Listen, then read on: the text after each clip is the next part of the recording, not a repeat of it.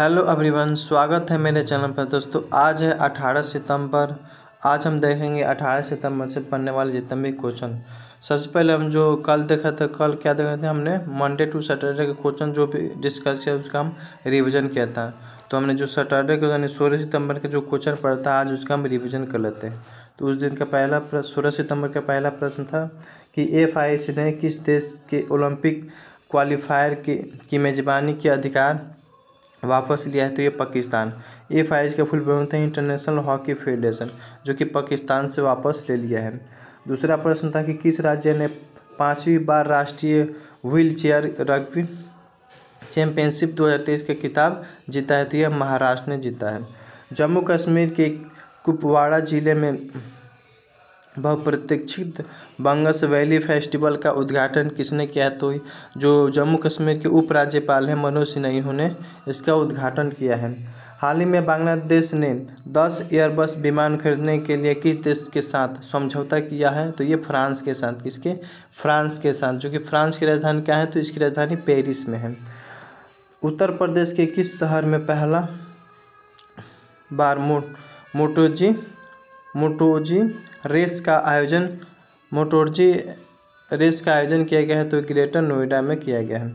Doping मामले में Romania की पूर्व नंबर 1 टेनिस खिलाड़ी सिमोना हालेप पर कितने वर्ष का प्रतिबंध लगाया गया है? तो ये 4 वर्ष पर। कितना? 4 वर्ष। इसका राइट आंसर ये हो जाएगा, 4 वर्ष होगा। ठीक है। भारत और किस देश के बीच इंफ्रास्ट्रक्चर फाइनेंस ब्रिज का उद्घाटन किया गया है? तो ये ब्रिटेन। राष्ट्रीय इंजीनियरिंग दिवस कब मनाया जाता है? तो 15 सितंबर को राष्ट्रीय इंजीनियरिंग दिवस मनाया जाता है। विश्व ओजोन दिवस कब मनाया जाता है? तो विश्व ओजोन दिवस ये 16 सितंबर को मनाया जाता है। Airbus defence and space company ने किस सेना को पहला एयरक्राफ्ट C-29 सौंपा है? तो ये भारतीय वायु सेना को सौंपा है। किसे? भारतीय वायु सेना। तो जो 16 सितंबर का क्वेश्चन का आज हमने डिस्कस कर लिया। तो चलिए आज का हम पहला प्रश्न देखते हैं। दोस्तों मेरे चैनल को अभी तक आपने सब्सक्राइब नहीं किया तो सब्सक्राइब कर लीजिए, क्योंकि मैं इस चैनल पर डेली करंट अफेयर्स और GK का क्वेश्चन कराता हूँ। तो आज का पहला प्रश्न है कि हाल ही में प्रधानमंत्री नरेंद्र मोदी के द्वारा PM विश्वकर्मा योजना लॉन्च किया गया है। तो कब लॉन्च किया गया है? तो ये 17 सितंबर 2023 को लॉन्च किया, कल ही के दिन लॉन्च किए गए। तो हाल में प्रधानमंत्री नरेंद्र मोदी के द्वारा PM विश्वकर्मा योजना लॉन्च किया गया है, तो 17 सितंबर 2023 को। आइए इसके बारे में हम समझ लेते हैं। प्रधानमंत्री नरेंद्र मोदी 17 सितंबर को विश्वकर्मा जयंती के अवसर पर PM विश्वकर्मा योजना की शुरुआत की है। प्रधानमंत्री नरेंद्र मोदी ने इस योजना को पारंपरिक शिल्प में लगे लोगों को समर्थन और कौशल प्रदान करने के लिए अपने दृष्टिकोण से शुरू की है। जो ये है विश्वकर्मा, नाम है विश्वकर्मा। करने के बाद जो दिल्ली में जो नया संसद भवन बना है, संसद भवन, उसके डिजाइनर कौन थे? तो बिमल पटेल थे, बिमल पटेल।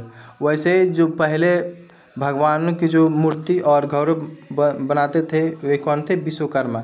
यही इन्हीं के नाम पे इस योजना को शुरू किया गया है। इस योजना के केंद्र सरकार द्वारा 13,000 करोड़ रुपए खर्च किए जाएंगे। और इस योजना में कितने हज़ार रुपये?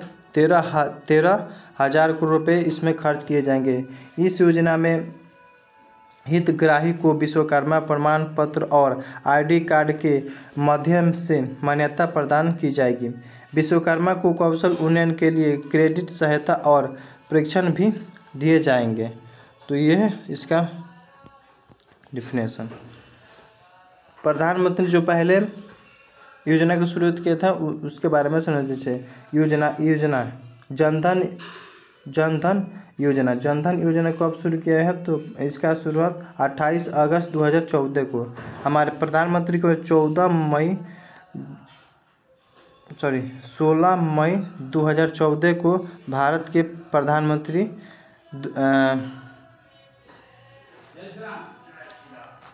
नरेंद्र मोदी बने थे ये। ठीक है। तो वही योजना जो है जनधन योजना 28 अगस्त 2014 को आया था। और इसका उद्देश्य क्या है? तो ज़्यादा से ज़्यादा लोगों को बैंकों से जोड़ना इसका उद्देश्य था। स्किल इंडिया मिशन कब आया था? तो 28 अगस्त 2014 को ये भी आया था। इसका उद्देश्य क्या था? तो युवाओं में कौशल विकास का युवाओं में कौशल विकास, ठीक है, इसका ये उद्देश्य था। मेक इन इंडिया कब आया था? तो 28 सितंबर 2014 को आया था। इसका उद्देश्य क्या था? देश में विनिर्माण क्षेत्र के बढ़ावा देना। क्या? देश में विनिर्माण क्षेत्र के बढ़ावा देना। तो ये मेक इंडिया कब आया था? 18 सितंबर 2023 को, ठीक है। वैसा ही स्वच्छ भारत मिशन कब आया था? तो 2 अक्टूबर 2014 को आया था। स्वच्छ मिशन भारत कब आया था? 2 अक्टूबर 2014 को आया था। इसका उद्देश्य था 2 अक्टूबर 2019 तक देश को एक स्वच्छ भारत बनाया जाएगा। तो इसका उद्देश्य ये था। प्रधानमंत्री मुद्रा योजना, तो प्रधानमंत्री मुद्रा योजना कब आया था? 8 अप्रैल 2015 को आया था। इसका उद्देश्य क्या है? तो छोटे कारोबारियों को 50,000 से लेकर 10 लाख तक का ऋण देना, इसका उद्देश्य था। उज्ज्वला योजना जो है क्या? 1 मई 2015 को आया था उज्ज्वला योजना।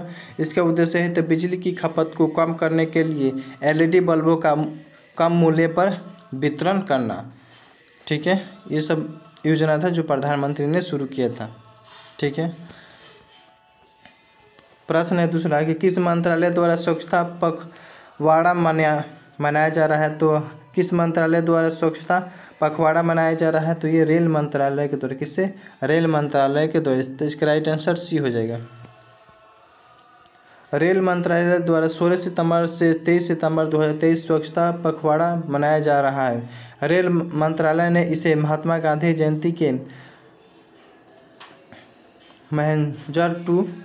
महंजर टू अक्टूबर तक बढ़ा दिया है। इस वर्ष आवास और शहरी मामलों के मंत्रालय और जल शक्ति मंत्रालय का संयुक्त अभियान स्वच्छता ही सेवा भी मनाया जा रहा है। पिछले वर्ष स्वच्छता पखवाड़ा 2022 में 3 रेलवे को पुरस्कार दिया गया, जिनमें पहला स्थान दक्षिण पश्चिम रेलवे, दूसरा स्थान पश्चिमी रेलवे और तीसरा स्थान पूर्वोत्तर रेलवे को दिया गया था, ठीक है। इस योजना के ऑप्शन के थ्रू समझते हैं। तो रेल मंत्रालय कौन है? तो रेल मंत्रालय जो है अश्विनी वैष्णव है। कौन? अश्विनी वैष्णव रेल मंत्रालय। और वित्त मंत्री कौन है? तो निर्मला सीतारमण। कौन? निर्मला सीतारमण वित्त मंत्री है। और गृह मंत्री कौन है? तो हमारे अमित शाह। कौन? अमित शाह गृह मंत्री है। और शिक्षा मंत्रालय कौन है? तो ये शिक्षा मंत्रालय धर्मेंद्र प्रधान है। तो शिक्षा मंत्री धर्मेंद्र प्रधान है। तो ऑप्शन को हम समझ लिए। अगला प्रश्न आपका तीसरा नंबर प्रश्न है कि हाल में किस राज्य के स्वास्थ्य मंत्री बलबीर सिंह ने मिशन इंटेविस इंद्रधनुष 5.0 का उद्घाटन किया है? तो ये पंजाब के थे राज्य स्वास्थ्य मंत्री बलबीर सिंह, इन्होंने इसका उद्घाटन किया है। पंजाब के स्वास्थ्य मंत्री बलबीर सिंह ने मिशन इंटेविस इंद्रधनुष 5.0 का उद्घाटन मोहाली में doctor BR Ambedkar medical college में किया है। इस मिशन इंटेविस इंद्रधनुष 5.0 का मुख्य उद्देश्य उन गर्भवती महिलाओं को कवर करना है जिन्होंने आंशिक टीकाकरण प्राप्त किया है या जिनकी टीकाकरण नहीं हुआ है। इसके अतिरिक्त यह मिशन 0 से 5 वर्ष की आयु के बच्चों तक पहुंचाने का प्रयास करता है जो अपने टीकाकरण से चूक गए हैं। तो पंजाब जो है, पंजाब की राजधानी कहाँ है? तो इसकी राजधानी चंडीगढ़ है। और मुख्यमंत्री कौन है? तो भगवंत मान है। और राज्यपाल का नाम क्या है? श्री बनवारी लाल पुरोहित है। यहाँ के राज्यपाल कौन है? बनवारी लाल पुरोहित, ठीक है। तो पंजाब की राजधानी क्या है? चंडीगढ़। हरियाणा की राजधानी भी चंडीगढ़ है। और केरल की राजधानी क्या है? तो तिरुवनंतपुरम। वहीं मध्य प्रदेश की राजधानी भोपाल है। कहाँ? मध्य प्रदेश की राजधानी भोपाल है, ठीक है। अगला प्रश्न है चौथा नंबर कि हाल ही में किस राज्य सरकार ने फुटबॉल के विकास के लिए स्पेन की ला लीगा के साथ समझौता ज्ञापन हस्ताक्षर किया है?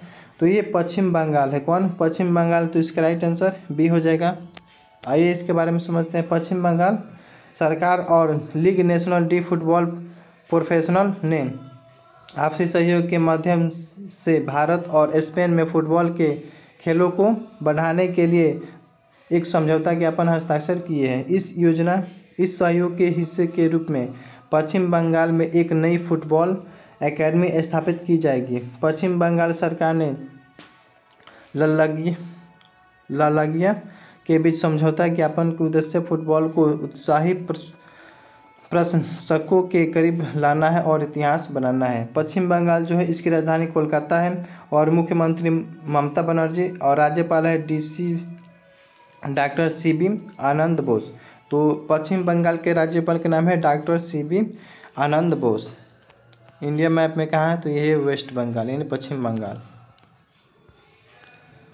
तो पश्चिम बंगाल के मुख्यमंत्री के नाम था ममता बनर्जी और यहाँ की राजधानी कोलकाता है। कहाँ? कोलकाता है, कोलकाता, ठीक है।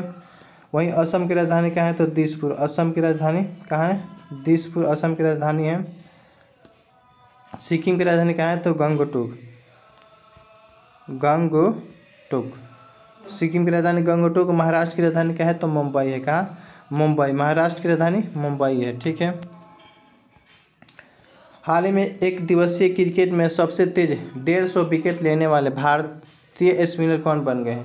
यानी एक दिवसीय क्रिकेट में सबसे तेज 150 विकेट लेने वाले भारतीय स्पिनर कौन बन गए हैं तो ये कुलदीप यादव बन गए हैं, जिन्होंने सबसे तेज 150 विकेट लेने का रिकॉर्ड बनाया है।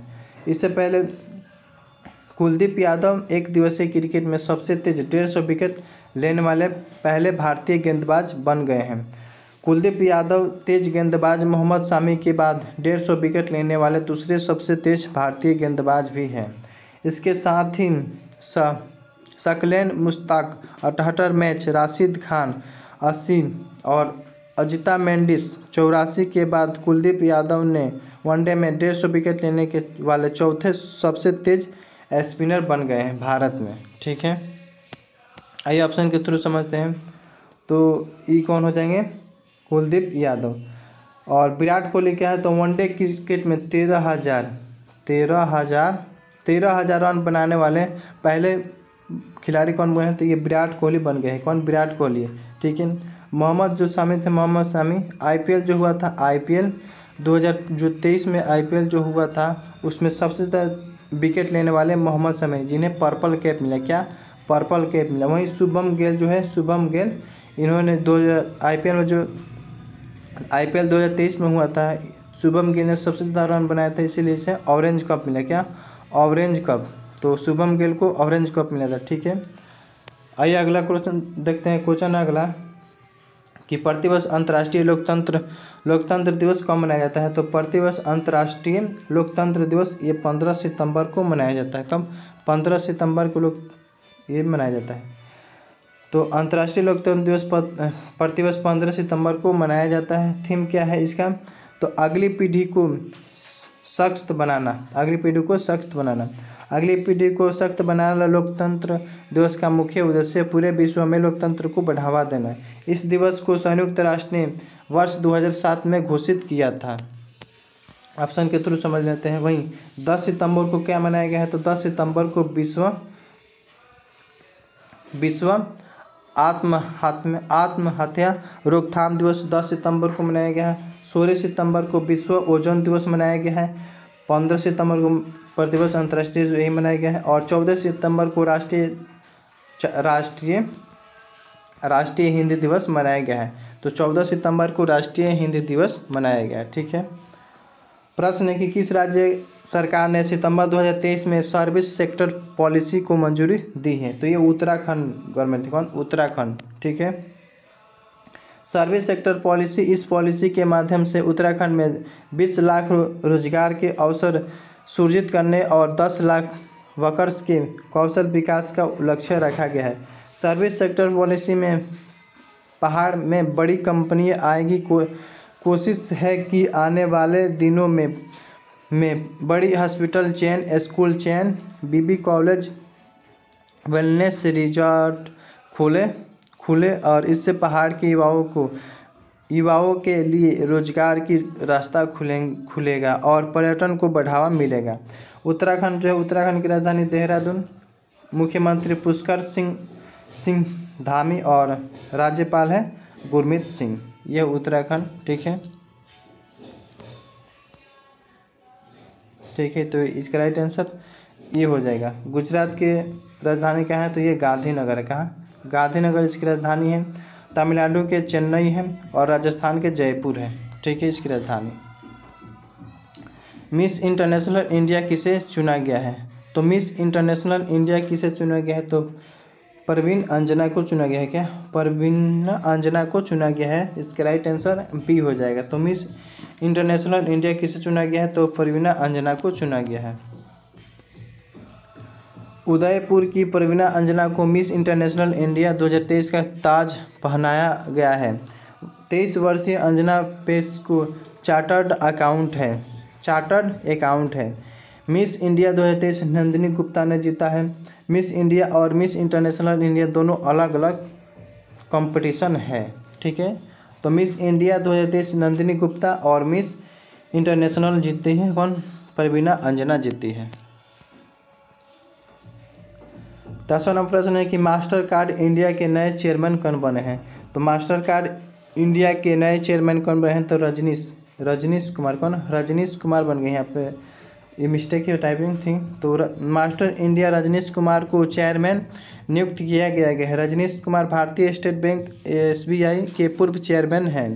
मास्टर कार्ड दुनिया भर में दूसरा सबसे बड़ा भुगतान प्रसंस्करण निगम है। इसका मुख्यालय अमेरिका में है। ठीक है, तो रजनीश कुमार बने हैं। दोस्तों आज 10 प्रश्न था। ठीक है, सारे क्वेश्चन को हमने डिस्कस कर लिया है। दोस्तों हमारे वीडियो को जरूर लाइक करिएगा और शेयर भी करिएगा। चैनल को सब्सक्राइब नहीं किया तो सब्सक्राइब कर लीजिए। Thank you so much.